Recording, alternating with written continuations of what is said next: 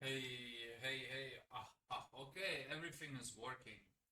What's up, everyone, and welcome back to finally another Age of Empires 4 related video after so much time.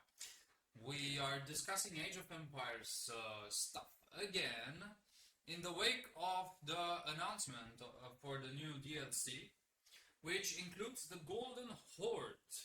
And yeah, this is actually pretty good news. I'm very happy with this announcement, with the fact that they have added Mongols related variant civilization. And I want to take my time a little bit to look into their mechanics and what I can take from the explanations that we got, from the screenshots, from what I've read, what's been discussed. Um, and I have some interesting hypotheses. And I want to start from the question whether the Golden Horde is going to be similar to Mongols, whether it's going to have Mangudai, such as horse archers, how it's going to work, how it's going to be played. Also, we want to look at some maps and understand what the Golden Horde actually is. So we're going to go into history a little bit, just to understand what we can expect from them. And without further ado, let's go. Looking at the screenshots, we can see that we have this tower, which is the Imperial Age tower for the Mongols, and then we have these pastures. I don't really know how they are called. We have to look here into the text. But these new pastures, they are being built around the tower. Something which is interesting is that there is nothing built on the Ubu, but much rather everything is being built around these towers, around these outposts, fortified outposts. And then we also have the Golden Horde Khan, which is an interesting unit. We're going to talk about the Khan as well. We're also going to look at some screenshots as well from the trailer, and we're going to put all the material together to have an idea of how the Golden Horde is going to be played. So we have the Golden Horde Khan, which compared to the normal Mongols Khan is a heavy melee cavalry unit, and it's also being played together with its companion melee cavalry unit, Torgud, it's called. And as well, the Torgud heals the Khan, which is very interesting. Then we also have a melee infantry unit, the Karash. And as far as I've read in some comments on the video that Beastie posted, there's an interesting speculation that the Karash were actually the slaves that the Mongols used when they were capturing slaves. They were using them as cannon fodder to absorb arrow damage, or to be like easy targets, so that they don't sacrifice their own elite units.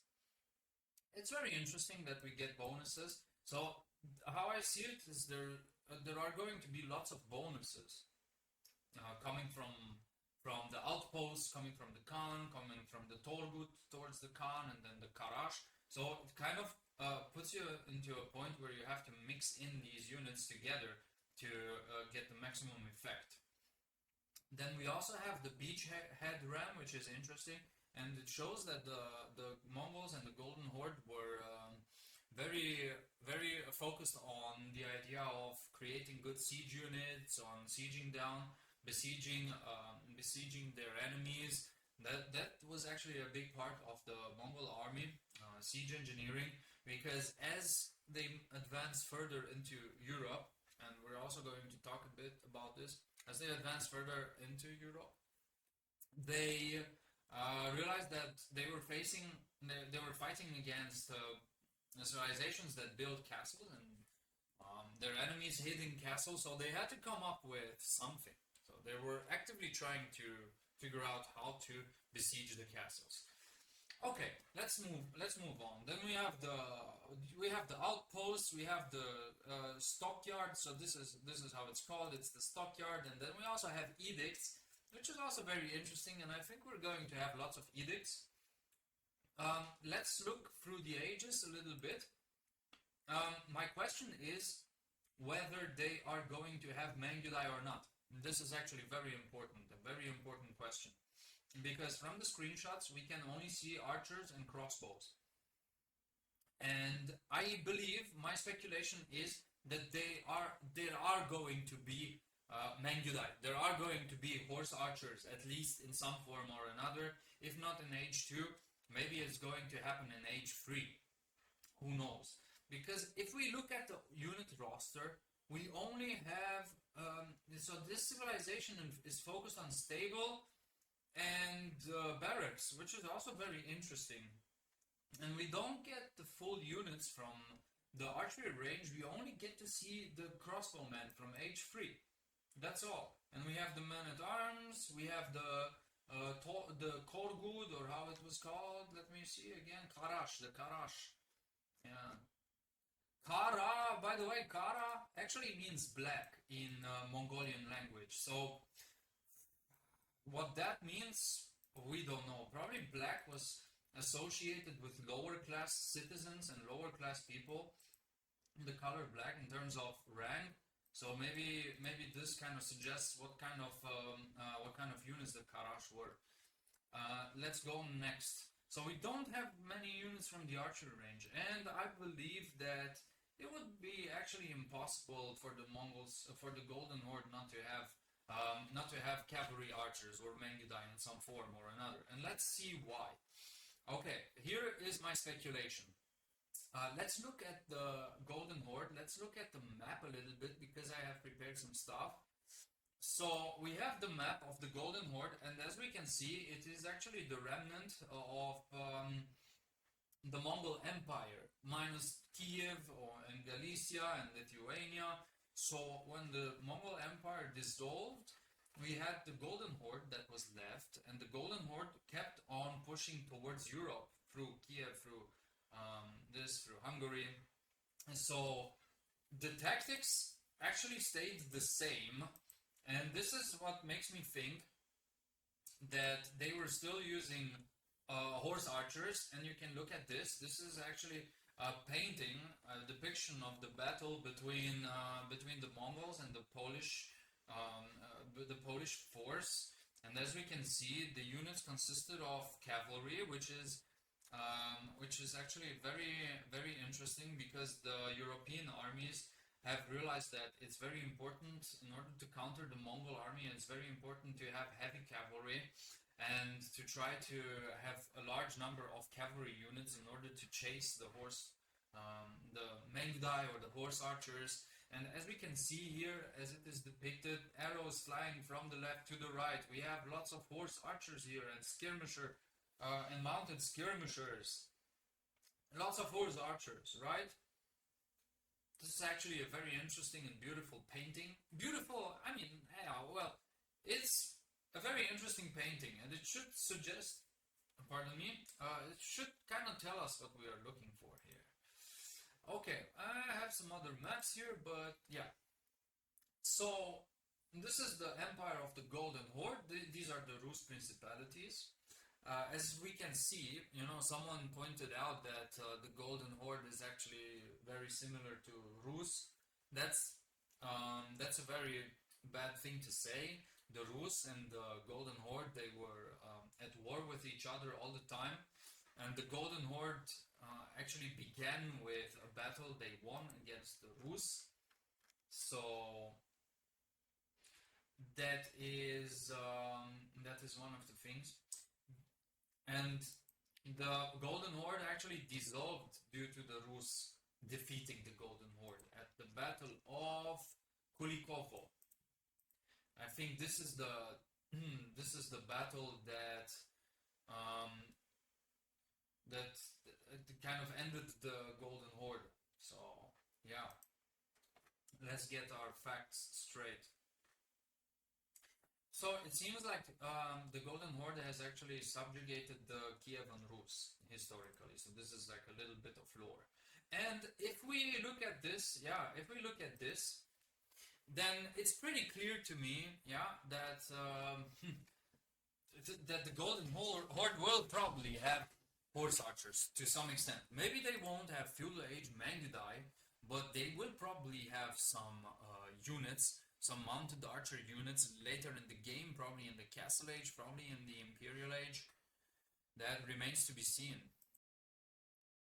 Alright, I had to gather some screenshots here, which is important.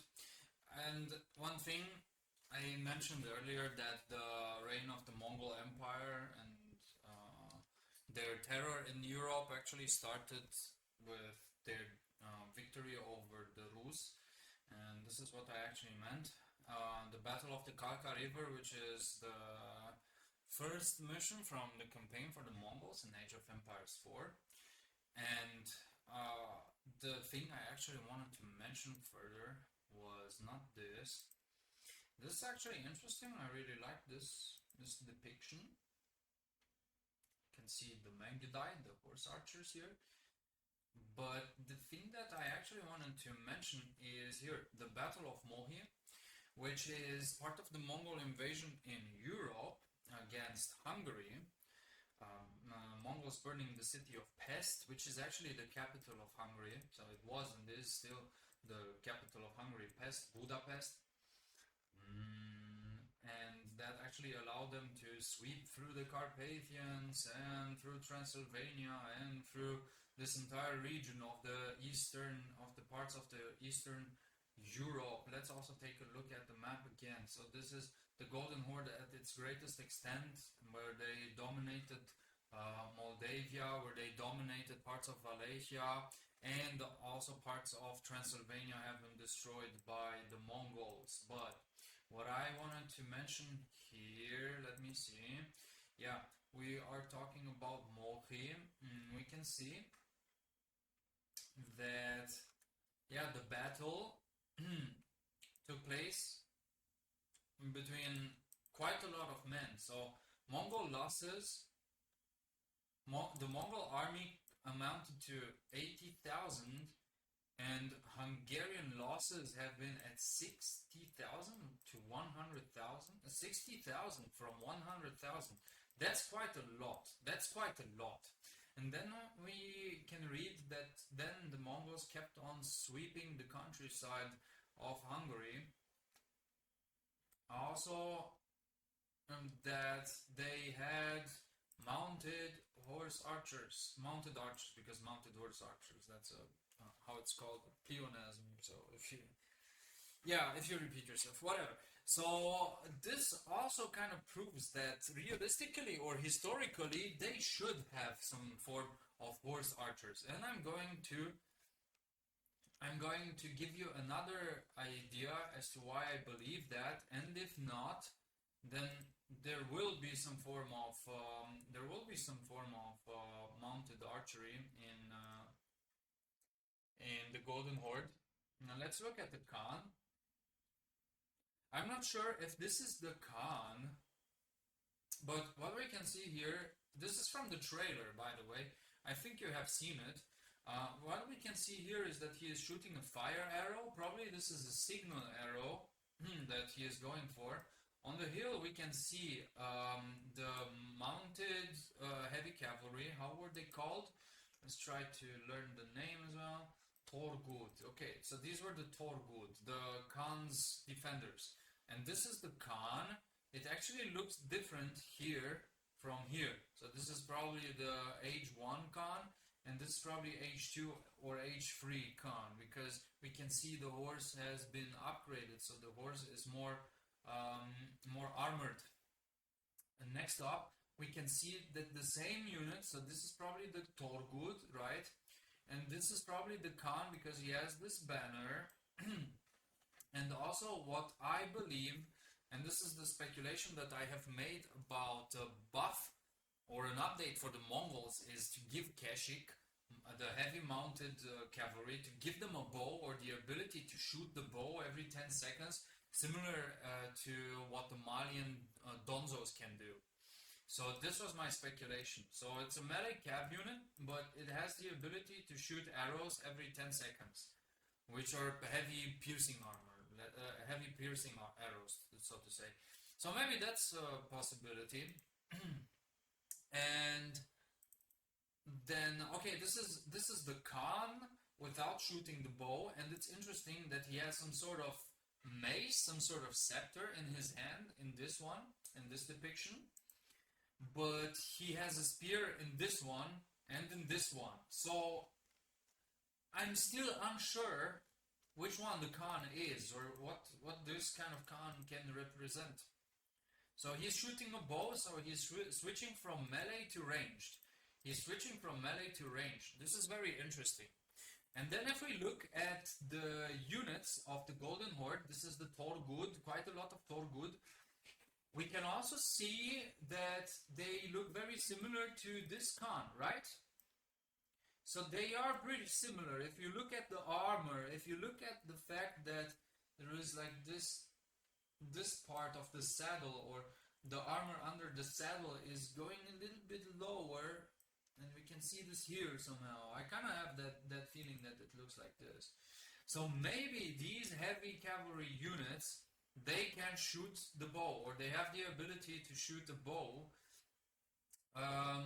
similar as to the Malian Donzos. So this is my speculation in terms of Mangudai, but if there is no Mangudai, if there is no horse archer in this, then yeah, maybe the heavy melee cav will be responsible for this. I don't know. But as we have seen the depiction of these battles, right? It would be very strange if there were no mounted units, mounted ranged units, right? So that would be very strange. We have seen that at the Battle of Mohi, and we can actually look it up, that they probably and most surely used the same tactics that they have used in the past. The Battle of Kulikovo is a military engagement, and this is where the Mongol Golden Horde will probably lose, yeah? So, because here it says, it demonstrated the developing independence of the Russian lands from the Mongol rule, and was a giant step for the Duchy of Muscovy in its rise to leadership. Okay, so let's keep on looking if there is anything about mounted archers. Probably or probably not, I'm not very sure. If you find it, that would be very interesting to see.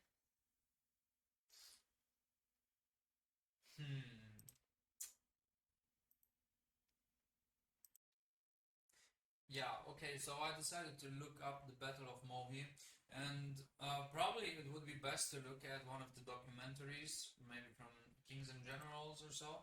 This one would be interesting, and it seems like it took place on a bridge. Of course, the paintings depict the Mongol cavalry units as being like Mangudai units, so they really look like Mangudai. And this one shows it as well, so it's a mix between mounted archers and melee archers. Although realistically speaking, the Mongol cavalry units, they always switched between melee and ranged, so they had both weapons. We know that. We know that from history, that Mongols kind of switched. Sometimes they used the bow, sometimes they used the melee weapon.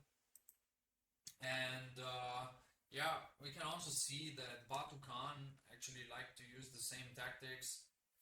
And we can also see here Tatarok, okay, Magyarok, okay, yeah. All right, this is in Hungarian, but it doesn't matter. Yeah, and we can definitely see how the Mongols still used circling tactics. So they were still circling their enemies, right? That's also very important. And look at this. Age of Empires 4, the Mongols Empire, the Battle of Mohi. Oh, okay, I didn't even know that this was still a thing. I didn't play it. Wow, okay.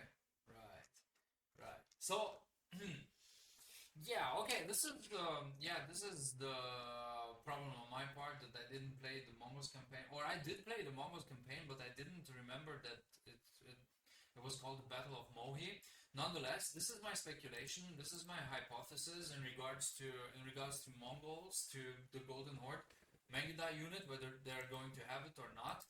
Let's also just take a look at some extra info that we found on Reddit today. And most of it, yeah, is due to the Discord group and us having been active, which is pretty cool that we discussed everything that was going on. By the way, as I can understand it, the Mongols also build houses here, so they have to build houses in order to grow their pop cap. So that's a bit different. Here we have the Torgud and probably the Khan. This is probably the Khan or not. Maybe that's a scout unit. Who knows? I cannot understand. It's definitely not Mangudai. Because another interesting thing is the fact that there is no archery range present on the map. No archery range. Only in this trailer image, only in this presentation image, there is one archery range. And it's very, very strange that there is no focus on archery ranges. So probably they're trying to keep something hidden. That's one hypothesis. See, it's like they're hiding the archery range behind the tower somehow, like metaphorically speaking. We have archers, we have foot archers. Again, here they're not showing the full part of the archery range. That's just my speculation. They show the crossbows, they show the archers in H2, which is also very strange. Means that there might be crossbows in H2. I don't know. But this patch I think is going to be pretty big. Let's also look at the rest of the upgrades and then we're gonna be done for today. But this was my take on the Golden Horde. And this was my speculation about the mounted archer units. Whether they are Mangudai or other types of archers, we don't know. We're going to see. Yeah, building cards. Produce 2 building cards which can be unpacked. Okay, so we have the military buildings. This is okay, so it's like you get a quick building, a quick military building, so you don't have to mine wood for it, like you would with normal Mongols, where you mine like 150 wood to make an archery range once you age up. You get it for free. You get 2 actually for free, so a fast feudal age is more practical than sticking to the dark age for a horseman rush or anything. This is also very interesting. Shamans can consume a held relic, and this increases the Uvu stone gather rate. So you can build another Uvu. Also, what's interesting, another thing, if you haven't noticed, in the pictures you don't see any building around the Uvu, but much rather you see it around the outpost, suggesting that the Uvu doesn't give you the double production bonus. So you get the double production bonus from somewhere else, probably from the outpost as far as I understood it.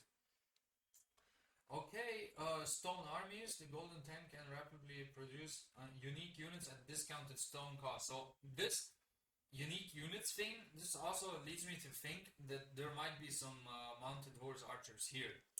I would be pretty disappointed if they were not. Because I would definitely like to main this civilization or to try it out, how it feels, how it plays. Yeah, that would be really interesting. The Golden Tent will generate 10 gold every 10 seconds. Yeah, so it's like a passive gold income, Yam network trade. Interesting that it's called Yam network, like in H2 for the Mongols. Very interesting. Relic Uvus. I wonder if they consume 2 relics to actually build 3 Uvus. That would also be very interesting. Yeah. Okay, edicts. Global bonuses can be toggled at the Golden Tent. Only 1 can be active at a time. 2 come by default. 2 must be unlocked by paying stone. Let's have a look. When the stockyard edict is active, stockyards with the influence of a 45 okay, gold generation. So they have these pictures here, and we have this. I think this is the Karash unit, and the Kasha fortified also produce an additional Karash when any unit is recruited. So it's like you have double Karash. So you double produce, but you can double produce Karash units. Very interesting, actually. The Khan is not free. Okay, the Khan costs gold. Must be trade. The T upgrade on the Golden Tent. Yeah, okay. So the upgrade on the Golden Tent allows the Khan to actually shoot the bow. Yeah. So the Khan costs money, like with the English variant Civ. No, actually with the English landmark, where you have to pay for the king. That's interesting. 140 stone. And it, yeah, it trains pretty fast, to be honest. Okay, automatically improves with each age, which actually explains the change in design on these pictures here, on these screenshots. So compare this to this, and you can see that he upgrades with the ages. Let's also look at age 4 again. Yeah, so here he looks pretty beefy. He looks pretty beefy here. Okay, what else? Yeah, and this is like the layout. And again, we can see that there is absolutely no archery range here. And I kind of have the feeling that the developer said, hey, don't build archery ranges yet. We're not sure how to do this. Maybe we will call the unit Mangudai. Maybe we'll call it something else. Maybe we'll call it horse archer or so. So this is my speculation. I mean, it can sound as if it was a conspiracy theory. But I do believe that this is what's happening in the background. They don't want to show what's in the archery range yet. They just want to show the special units. But I believe there is something that we don't see. And yeah, this is my idea of it. So definitely it's gonna be more of an infantry civilization as well. So you have the Karash, you have the Torgud, and I think it's gonna be a mix between spearmen and Keshik, which is also something that we have seen with Mongols in the past, right? So we have seen this combination where you start off with Dark Age Spearmen, and then you go into Keshik, and that's actually the composition, and it's actually not a bad composition at all. It's not bad at all, this Spearman Horseman composition, Spearman Keshik composition. So I believe this Golden Horde civilization is also focused on this aspect more than archery ranges, and I think Mongols will more probably be the civilization that the horde civilization or the cavalry civilization that also goes into Mangudai and archery buffs and stuff like that. Yeah, unlike the Golden Horde that goes for a more defensive play. So I would also be curious to see what there is. Yeah, I'm curious to see what's coming, honestly, for the Golden Horde. Let's have a last look at the map, and then we're gonna be good. Let's look at this map actually. Unfortunately, this is not very visible, but yeah, we can actually see the interactions of the Golden Horde with Moldavia, with the Caucasus. We can see their interactions with other khanates. I think this is the Chagatai Khanate, which is also like one of the khanates that was created after the dissolution of the Mongol Empire. And then here we have the Delhi Sultanate. Very interesting. Also, Golden Horde didn't really have interactions with the Byzantine Empire, only a few royal marriages, as far as I know. So yeah. This is, okay. These were my ideas about the Golden Horde units, the speculation whether they have Mangudai or not. And yeah, we'll see what kind of news we get. And most probably I'm going to main the Golden Horde for a while and look for build orders and strategies and how to play them. That's actually on my to-do list.